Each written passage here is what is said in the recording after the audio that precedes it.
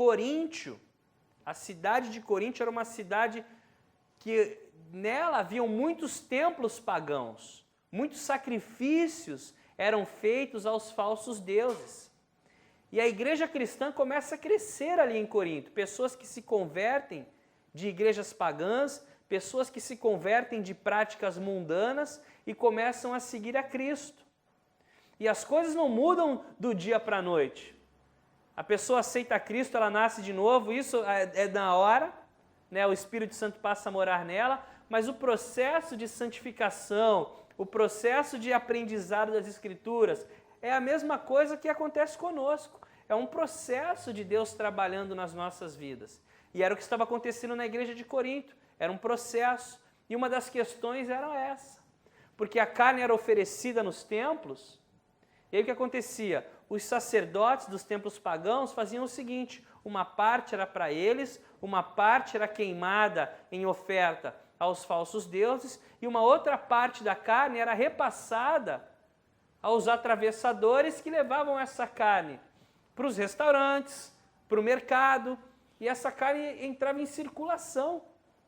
E os cristãos estavam preocupados porque eles não queriam comer carne oferecidas aos ídolos, né? Preocupados com a procedência da carne. Alguns, entretanto, tinham um entendimento seguinte, não, ídolos não são nada, Deus é maior do que tudo isso, né? Eu não sei a procedência, eu oro a Deus, eu consagro ao Senhor e como a carne.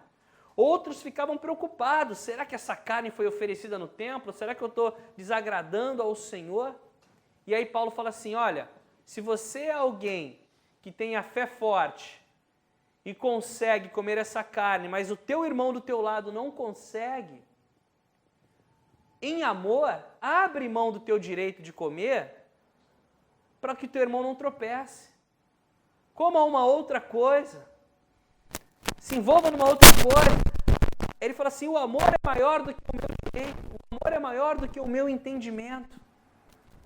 Então, para que o teu próximo não tropece, você abre mão de certas coisas. E isso é tão importante nas nossas vidas, esse princípio. Por amor ao outro, eu posso abrir mão de certas coisas. Isso se amplia em diversas áreas das nossas vidas. Isso se amplia em diversas áreas das nossas vidas. E Paulo é uma pessoa que abriu mão também de muita coisa para viver o seu ministério, para viver para a honra e glória do Senhor. E aí no capítulo 9 ele vai mudar o assunto. Paulo vai falar a respeito dos direitos dele como um apóstolo, de ser mantido de Deus, de ser mantido pela igreja de Cristo. Porque haviam algumas pessoas que eram contrárias a isso. Algumas pessoas que questionavam o ministério de Paulo. Algumas pessoas que rejeitavam o ministério de Paulo. E Paulo vai defender o seu chamado, o seu ministério, o propósito de Deus na sua vida. E antes de nós irmos para lá, Paulo, ele tinha muito entendimento a respeito da obra de Deus, das coisas do Senhor. Era um homem extremamente dedicado. Era um homem assim totalmente devoto, um cara super trabalhador. Super trabalhador. E uma coisa que ele tinha na mente dele, olha aqui, 2 Tessalonicenses capítulo 3, versos de 6 ao 12, coloca para a gente aí, Marcelo. 2 Tessalonicenses 3, do 6 ao 12.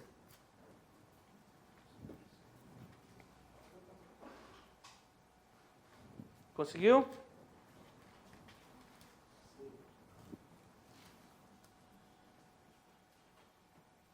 Irmãos, em nome do nosso Senhor Jesus Cristo, nós lhes ordenamos que se afastem de todo irmão que vive ociosamente e não conforme a tradição que receberam de nós. Então, irmãos que viviam ociosamente, irmãos que não faziam nada, que só ficavam parados esperando, ele fala assim, olha, afastem-se deles. Continua.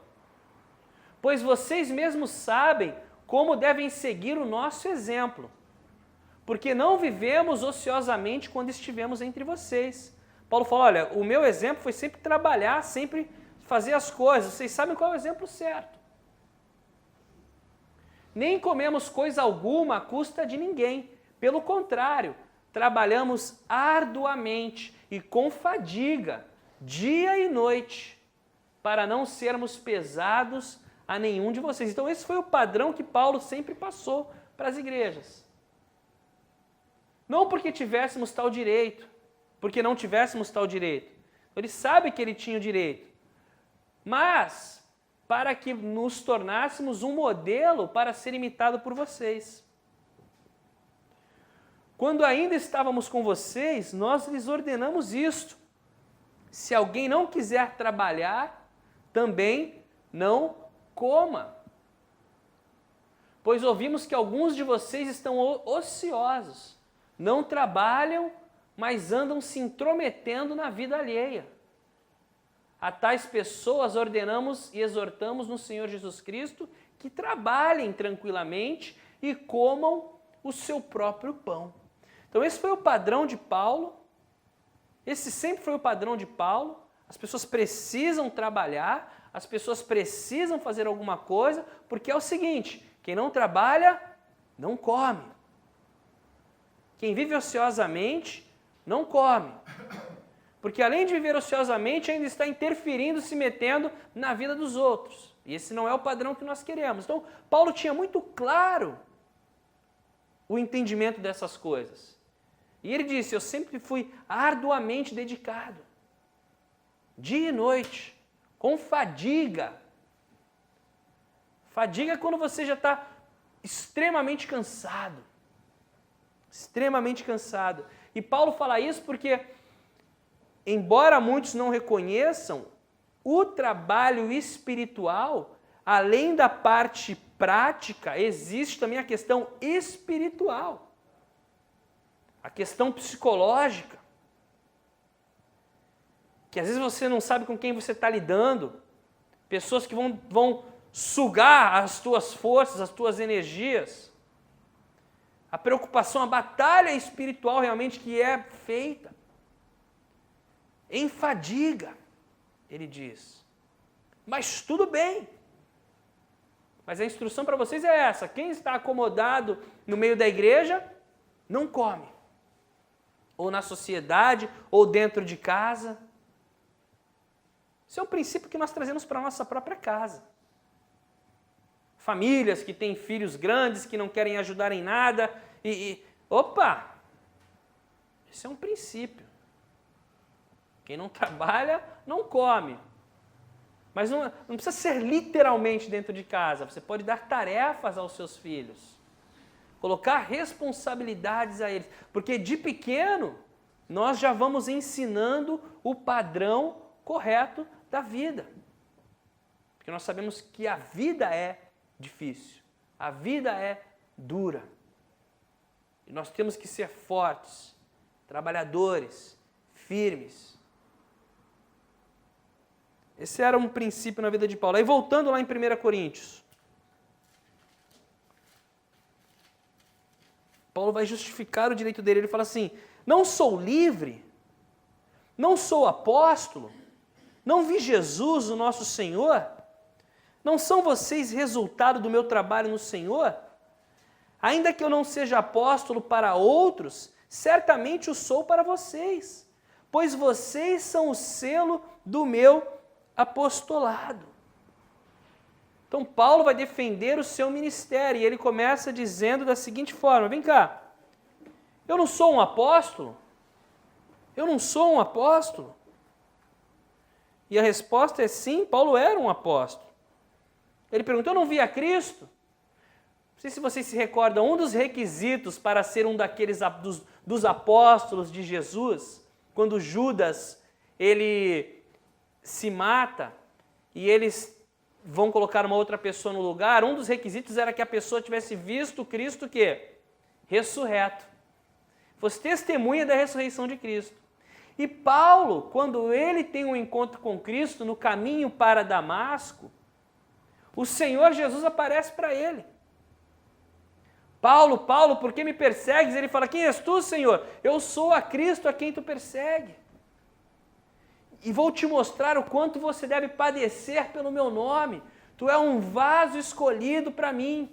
enviado. Apóstolo significa enviado, enviado com uma missão, com um propósito. Então Paulo fala, eu sou um apóstolo, não sou um apóstolo. Eu vi a Cristo, o apóstolo de Deus aos gentios.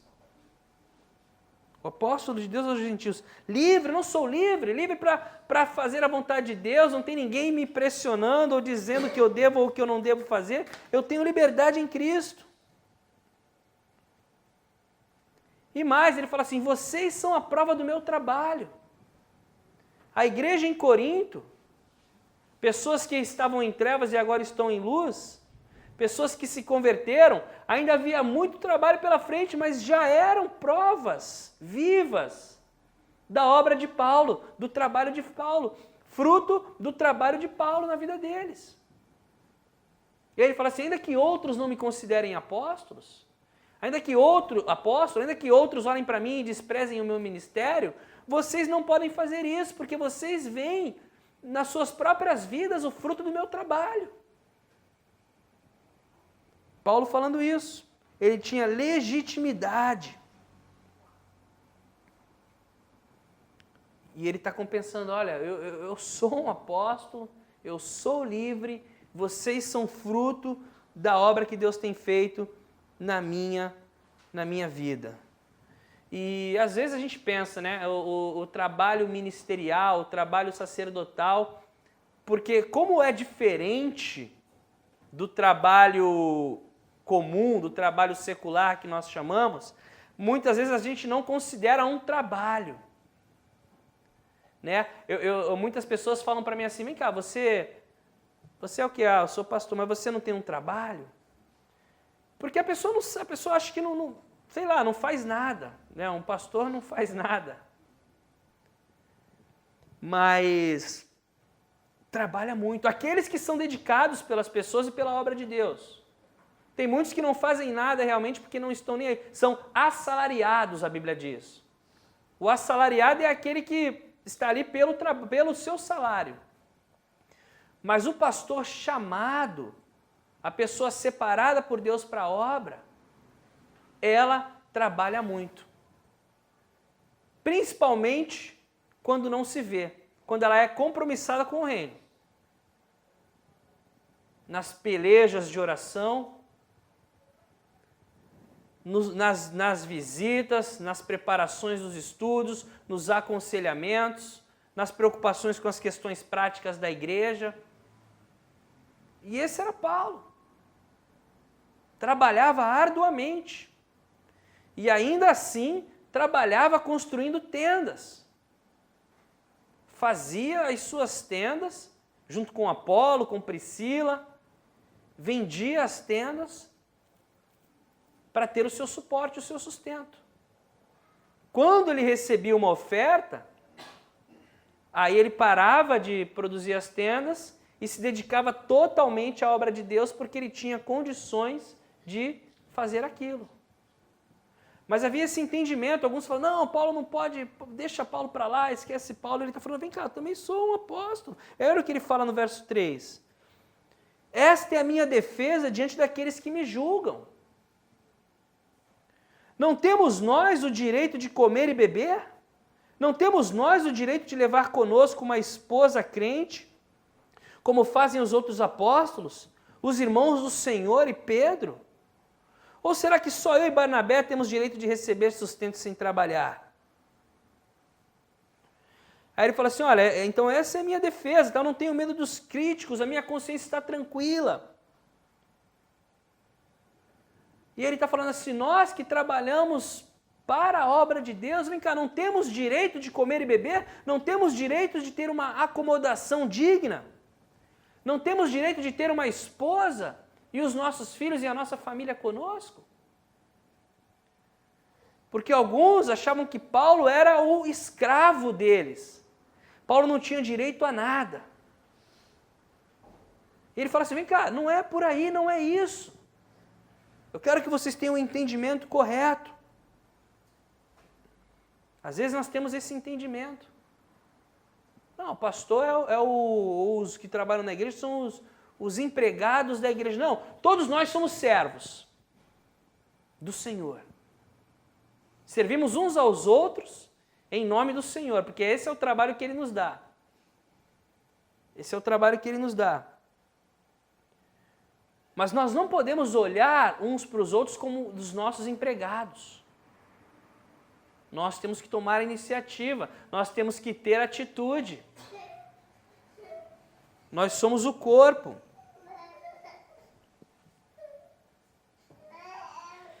E aí ele fala assim, ele compara com os outros apóstolos, ele fala assim, vem cá, será que eu não tenho direito, eu e Barnabé, como os outros apóstolos, a terem família? Ele até fala aqui, né, os irmãos do Senhor.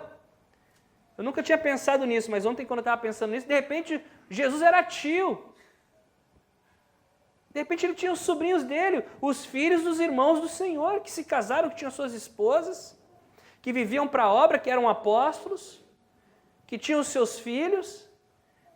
E Paulo fala, ele cita, ou Pedro. Pedro, nós já sabemos que Jesus cura a sogra de Pedro. E aqui também Paulo fala a respeito de Pedro. Vem cá, será que não podemos viver como Pedro? Que tem a sua esposa, que tem a sua família, que tem as suas necessidades cuidadas pelo ministério que ele trabalha? Interessante, né? Eu pensei, poxa, Jesus poderia ter os seus sobrinhos. Ele próprio não teve família. Como a palavra já dizia em Isaías, né? Muito cedo ele foi tirado da terra dos viventes, com 33 anos. Pensa nisso, 33 anos de idade. Jesus foi morto. 33 anos de idade. Eu já vou fazer 40 em dezembro. Você pensa o homem mais... Jesus, o homem mais sábio, mais humilde, mais tremendo que já passou na face da terra, com 33 anos de idade, ele foi embora. Às vezes a gente pensa em Jesus um cara, um coroa, né? Super sábio. Ele era o Filho de Deus, né? E com 33 anos ele partiu. E Paulo, ele fala a respeito disso. Vem cá, será que só eu e Barnabé que temos que pagar as nossas despesas dos nossos próprios bolsos? Será que nós não temos o direito de viver como os outros apóstolos vivem? E aí ele vai argumentar mais a respeito disso. Ele fala, será que eu não posso também viver da obra? Eu nem minha família? As nossas necessidades não podem ser supridas pelo nosso trabalho? E aí olha o que ele fala nos outros versos. O 7. Quem serve como soldado à própria custa? Quem planta uma vinha e não come do seu fruto? Quem apacenta um rebanho e não bebe do seu leite? Então ele dá exemplos práticos agora. Ele fala assim, vem cá, vocês já viram um soldado, quando ele vai para a guerra, ele não paga do próprio bolso o uniforme, as armas, o transporte, não. O país dele fornece o uniforme, fornece as armas, fornece tudo, leva ele para a guerra, para o combate. Ele não paga do próprio bolso. Né? Aquele que planta, o agricultor, ele espera a colheita para comer dos seus frutos. Grande parte ele vai vender, grande parte ele vai distribuir, mas ele espera a parte para que ele possa usufruir daquilo.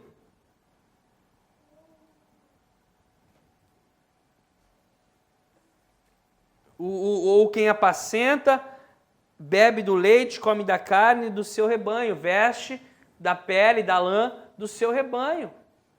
Ele está falando, isso é lícito, isso é correto. E aí ele fala assim, não digo isso do ponto de vista meramente humano. A lei não diz a mesma coisa, pois está escrito, não amordace o boi enquanto estiver debulhando o cereal. Por acaso é com os bois que Deus está preocupado? Então ele fala assim, ele dá exemplos humanos. Olha aqui, o cara não vai para a guerra e ele paga as despesas dele, ou então o agricultor, ele come do que ele planta, ou aquele que cuida dos seus animais, ele usufrui daquilo. E aí não é só isso não, a lei já dizia isso, não amordace o boi enquanto ele debulha o cereal. E aí ele fala assim, vem cá, será que era com o boi que ele estava preocupado? Possivelmente não, porque senão ele ia falar e não ia escrever. Ia falar na linguagem dos bois, né, Juliano? Ele não ia escrever na linguagem humana. Ia falar nessa língua. Não é, certamente é por nossa causa que ele diz. Sim, isso foi escrito por nosso favor. Porque o lavrador, quando ara, e o debulhador, quando debulha, devem fazê-lo na esperança de participar da colheita. Então ele diz assim, a lei diz isso por aqueles que trabalham na lei. Não amordace o boi, Deuteronômio 25, verso 4. A preocupação era com os ministros do Evangelho, com os apóstolos, com aqueles que serviam no templo. O lavrador, de novo, que trabalha esperando a colheita. E ele fala assim, se nós plantamos sementes espirituais entre vocês, ele está falando para os coríntios, vem cá, eu estou plantando sementes espirituais entre vocês, não é justo eu esperar receber bênçãos materiais de vocês? Uma retribuição material? Então ele está falando assim, estou ministrando na vida de vocês, vocês precisam cuidar de mim. É justo. É isso que ele está querendo dizer. Embora ele vai falar lá na frente, eu nunca precisei. Porque eu nunca quis ser um peso. Mas eu não quero que vocês peguem o meu princípio e usem com outras pessoas. Porque o princípio correto é que aqueles que ministram e que servem sejam cuidados pela igreja, pelo seu trabalho. Porque é um trabalho digno. Como exemplos que ele deu e como a própria Escritura diz. Não amordace o boi enquanto debulha os grãos. Não era com o boi que ele estava preocupado, mas com aqueles que trabalham. E como é que eu penso isso, pessoal? De forma muito prática, Nós, como igreja, como é que nós retribuímos a obra do Senhor? Os bens que a igreja faz nas nossas vidas? Porque, realmente, a igreja, e eu me incluindo como um membro, não é um clube que nós frequentamos aos domingos porque a gente é membro. Não, a igreja é um lugar que supostamente nós vamos porque nós acreditamos que ali nós vamos receber alimento espiritual e cura para as nossas almas. O alimento espiritual que vai nos ajudar a viver uma vida melhor, vai nos ajudar a trabalhar de forma mais centrada, vai nos ajudar a crescer como família, vai nos ajudar a resolver problemas que nos afligem. Essa é a expectativa que nós temos da casa do Senhor, da igreja, da ministração, que o pastor dê um aconselhamento, que o pastor diga uma palavra do púlpito e o Espírito Santo venha de encontro ao teu coração e te leve ali com uma sabedoria, com um discernimento, com um princípio para você levar para a sua vida. Quantos de nós que estávamos cheios de problemas, e de repente nós nos convertemos, passamos a frequentar a igreja e o Senhor arruma a nossa vida. O Senhor resolve a nossa história. Nada mais digno e justo do que nós retribuirmos aquilo que é feito no mundo espiritual de forma física também para a casa do Senhor. Tem as questões práticas físicas, né? Como nós falamos, a igreja paga aluguel, a igreja tem as suas cadeiras, a igreja tem as suas despesas, paga a conta de luz. Isso é um ponto. Mas se a gente olhar a questão da retribuição, da contribuição nesse ponto, nós olhamos só a parte física e perdemos a bênção espiritual. Se você é uma pessoa que, por exemplo, retribui na casa do Senhor pensando, poxa, a igreja paga aluguel, a igreja paga luz, só com essa ideia, você perde muita coisa da bênção espiritual. Eu quero retribuir porque o Senhor tem dado, porque é a obra do Senhor, porque vai investir no reino de Deus, porque para que a obra de Deus cresça. Essa é a perspectiva. Para que a igreja se mantenha. Isso é verdade. E como? Através dos nossos dízimos, através das nossas ofertas. E ele está falando, aqueles que vivem da obra, é preciso que, aqueles que se dedicam à obra, que se possível, vivam da obra. Isso é muito bom, por quê? Porque a pessoa pode se dedicar exclusivamente à obra de Deus. Você já percebeu, não sei se vocês já conhecem as estatísticas, mas um dos grupos que mais sofre, daqui a pouco a gente vai colocar uns versículos, tá, Marcelo?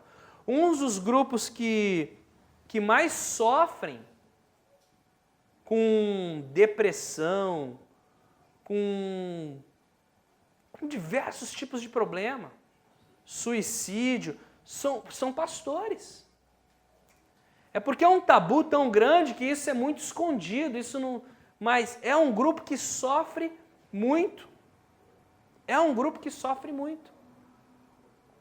E a igreja precisa estar atenta.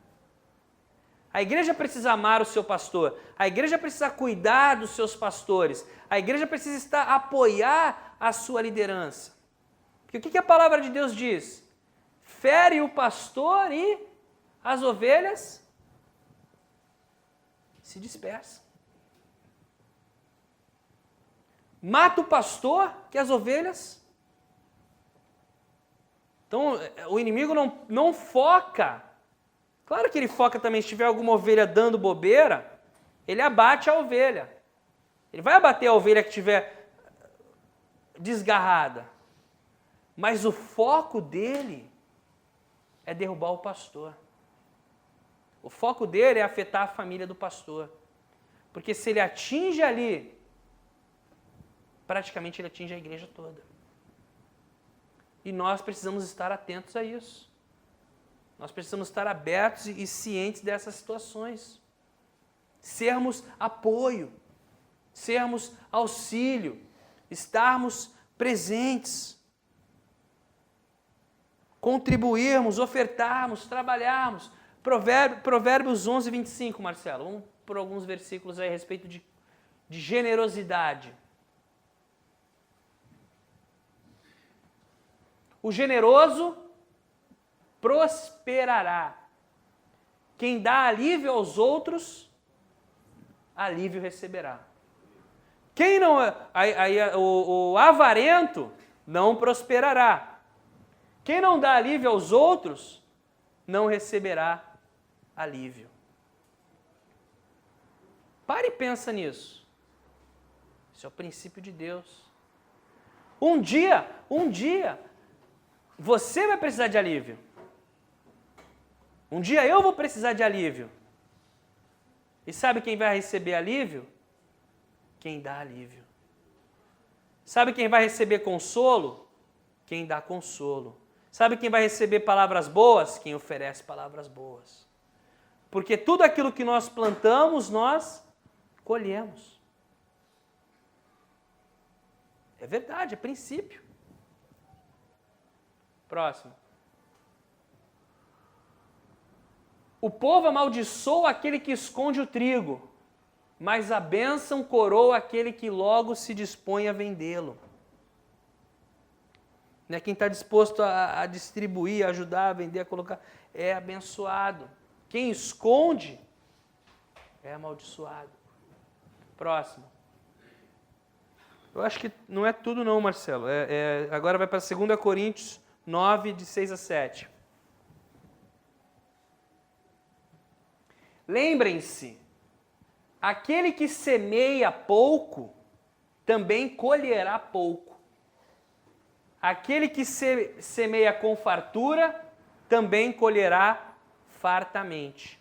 A nossa colheita, ela é proporcional à nossa semeadura. E o verso 7. Cada um dê conforme determinou em seu coração, não com pesar ou por obrigação, pois Deus ama quem dá com alegria. Mateus 10, 42.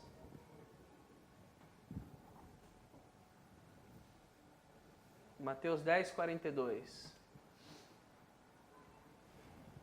E se alguém der, mesmo que seja apenas um copo de água fria, a um destes pequeninos, porque ele é meu discípulo, eu lhes asseguro que não perderá a sua recompensa. Até os menores gestos feitos sobre o alicerce que é Cristo receberão a recompensa do Senhor. Nada passa desapercebido aos olhos de Deus. 2 Coríntios 8, 1 e 2. Agora, irmãos, queremos que vocês tomem conhecimento da graça que Deus concedeu às igrejas da Macedônia. No meio da mais severa tribulação, a grande alegria e a extrema pobreza deles transbordaram em rica generosidade. Uma igreja que estava passando por muitas dificuldades, grande pobreza e desafios, mas ainda assim foram usados por Deus para serem alívio e grande generosidade na vida de outras pessoas. Incrível! 1 Timóteo 6, 17 ao 19. Ordene aos que são ricos no presente mundo, que não sejam arrogantes, nem ponham sua esperança na incerteza da riqueza, mas em Deus, que de tudo nos provê ricamente para a nossa satisfação. Ordene-lhes que pratiquem o bem, sejam ricos em boas obras, generosos e prontos para repartir. Dessa forma, eles acumularão um tesouro para si mesmos, um firme fundamento para a era que há de vir, e assim alcançarão a verdadeira vida. E mais um versículo, Provérbios 11, 24. Há quem dê generosamente e vê aumentar as suas riquezas. Outros retêm o que deveriam dar e caem na pobreza. Esse é um princípio bíblico. É quando eu falo a respeito da parceria com Deus, da fé em Deus. E, novamente, é na questão de um entendimento correto das Escrituras. Não é na questão de um falso entendimento de que você dá 500 e vai receber 5.000. Não é isso. Porque a bênção de Deus nas nossas vidas, e graças a Deus que é assim, a prosperidade do Senhor nas nossas vidas, ela não vem apenas na parte financeira. Porque se fosse, nós seríamos muito infelizes. A prosperidade de Deus sobre a tua vida vem na paz de espírito, vem nas bênçãos na tua família, naqueles que estão ao teu redor, vem. Tudo isso faz parte da prosperidade de Deus sobre as nossas vidas. Quando nós somos generosos, e Paulo está falando isso, vem cá, eu semeio sementes espirituais na vida de vocês, não é digno eu esperar de vocês cuidado, alimento, uma casa, eu poder ter a minha família cuidar. Vocês não acham isso digno, correto? Claro que é. Claro que é. E nós nunca somos devedor, o Senhor nunca vai ser nosso devedor. Ele sempre vai nos honrar mais. Sempre vai nos abençoar mais. É como se eu estivesse naquela brincadeira, né? Você nunca vai fazer mais por mim do que eu por você. Nunca. E você ter paz de espírito, você ter sobriedade, você ter conforto no teu coração num momento difícil, isso é uma prosperidade divina. Isso é uma prosperidade divina. Que a vida é dura, a vida é difícil. próprio Jesus foi para a cruz. O próprio Senhor Jesus foi para a cruz. O próprio apóstolo Paulo foi morto. A nossa esperança está em novos céus e uma nova terra. E aí, verso 12, concluindo. Se outros têm direito de ser sustentado por vocês, não o temos nós ainda mais? Mas nós nunca usamos desse direito, ao contrário, suportamos tudo para não colocar obstáculo algum ao Evangelho de Cristo. Eu não sei quem são os outros que ele diz, né? Se outros têm direito de serem suportados por vocês, nós ainda mais, que cuidamos de vocês espiritualmente. Mas eu fico pensando em uma coisa que Deus fala muito comigo. Se, e isso é muito particular meu, você pode concordar ou não, se eu gasto mais com TV a cabo na minha casa do que com a obra de Deus, tem alguma coisa errada. Se eu gasto mais dinheiro com TV a cabo na minha casa do que com a obra de Deus, tem alguma coisa errada. Porque às vezes, o que está trazendo problema dentro da nossa casa, para a nossa família, o conflito conjugal, as coisas que estão levando os nossos filhos para outro caminho, é justamente às vezes a TV a cabo.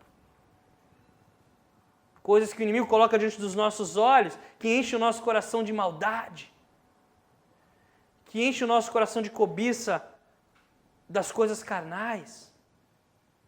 E nós mantemos aquilo.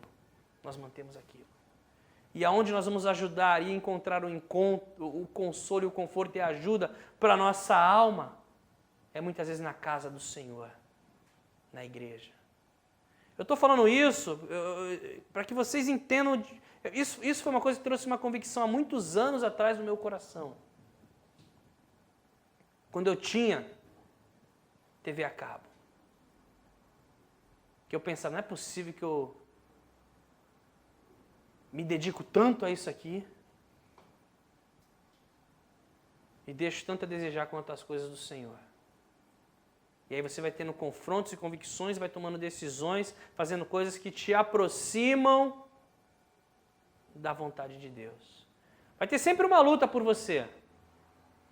O Espírito Santo querendo te trazer para a vontade de Deus, o inimigo querendo te tirar da vontade de Deus.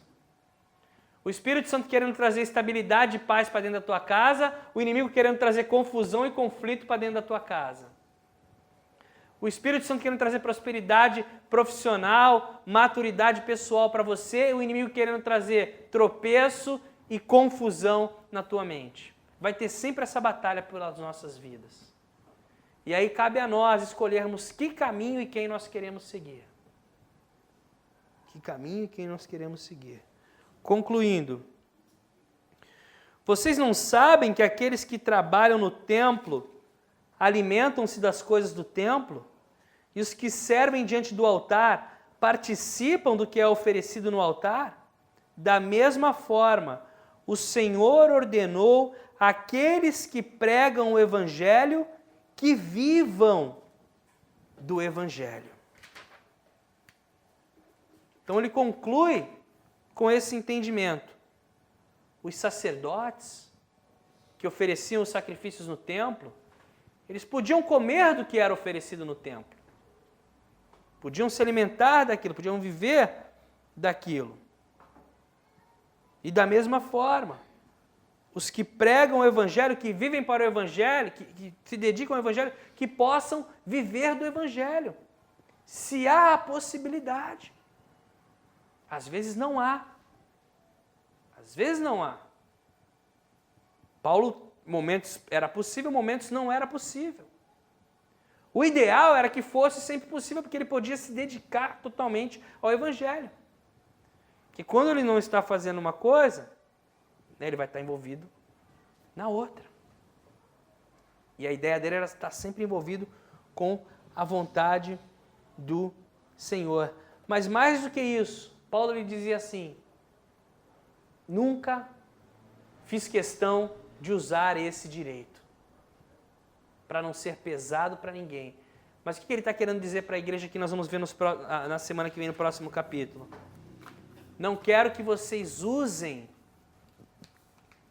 a minha situação como padrão para impor sobre as outras pessoas.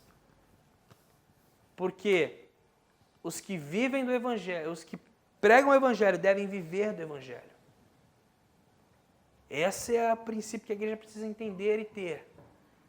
Eles não poderiam dizer assim, não, que sejam como Paulo. Paulo se vira. Paulo falou, não, o soldado não vai para a guerra sozinho. O lavrador come do fruto. O que cuida dos seus animais, bebe do leite, se alimenta da carne e se veste do que aquele animal fornece. Não apenas isso, as Escrituras dizem, não amarre a boca do boi enquanto ele come.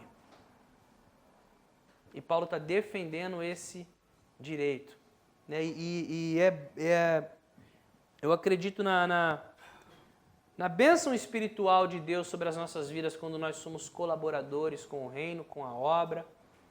Eu tenho certeza que o Senhor vai nos abençoar.